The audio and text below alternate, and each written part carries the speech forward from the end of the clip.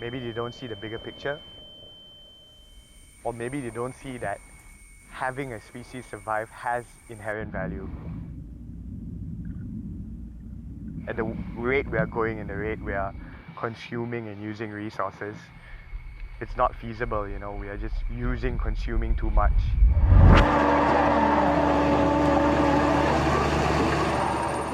People need to like stop thinking short term, I guess, because it's hard, right? Like you're working, you just think about like your life, like what's happening next, rather than like 10 years, 20 years down the road.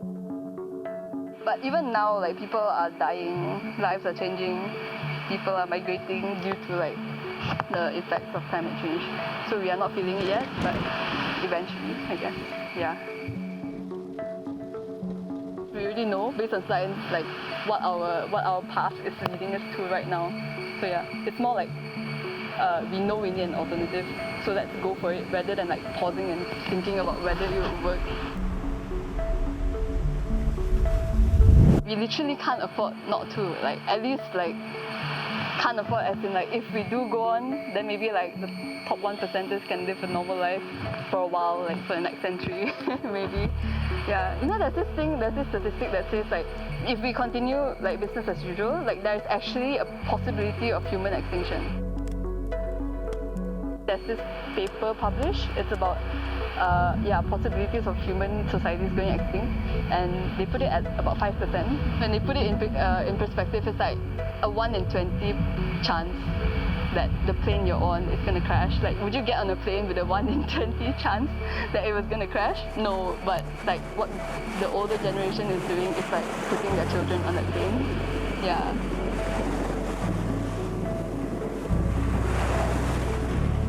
Dig a bit deeper, if you read more, you realize that turtles in particular are extremely important for coral reef ecosystems, for the beautiful reefs that have made Malaysia so famous. You know, maybe if it's said in that manner, maybe it might affect people more.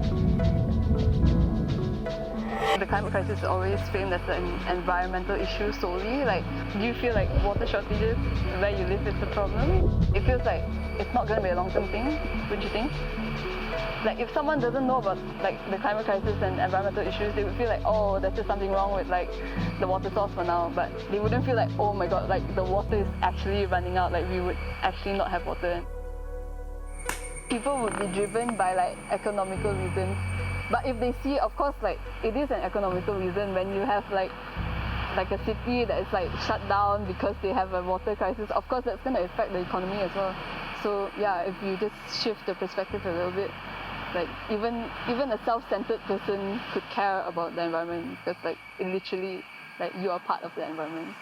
Yeah.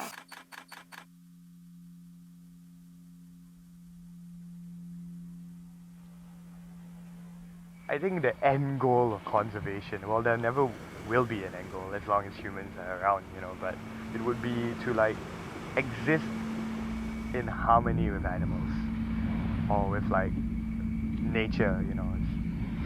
It's because right now it's so skewed towards like to us, right, where we are encroaching into their land and we are taking from nature and we are giving nothing back. And conservation is just trying to give them that much back, or trying to save that spot and stop that forest from being logged, stop that reef from being overfished, you know. We're just trying to hold back the tide. But I suppose again the end goal would be to exist together, to see animals return back to where they belong and in proper numbers. We always kind of need that optimism when you're working conservation, I guess. Like you can't really give up that hope. Otherwise, once the people working hands-on with them and all that all give up hope, then it's a bit difficult, you know, for the species that we're working with. One of these professors that I worked with, Professor Ruben, he was saying, you know, don't give up the fight. Don't be disheartened, even though it's very easy to be disheartened, but you know, if you give up the fight, who else is going to take up this fight, you know? Yeah.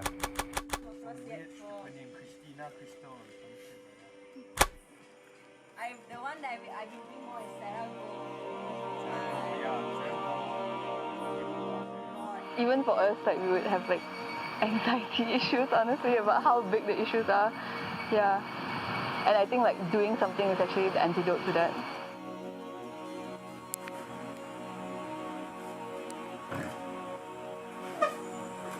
A lot of people would advocate for like individual action, like everyone should do their part and everything will be fine. But more and more we're like realizing maybe that's not the case. Like maybe we need like systemic changes. Like our system itself is flawed, and so it's hard to find like, or impossible to find solutions within the system that we are currently in. So, yeah, we need like a revolt basically. If now someone were to ask me what's the best thing someone can do as an individual, it would be to like go on a strike or something. Because normally like politicians or like corporations wouldn't just listen like to conventional appeals and stuff like that, because they've been ignoring everyone for like decades, right? Yeah.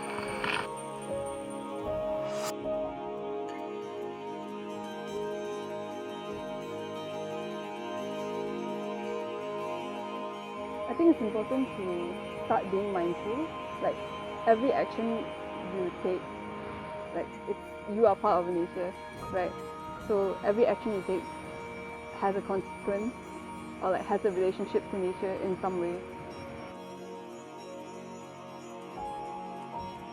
I think just fundamentally we would have to place nature at the heart of our decisions. I think we, as a species, as as a whole collective, can and should be more conscious in the way we use things, in the way we just exist on this planet.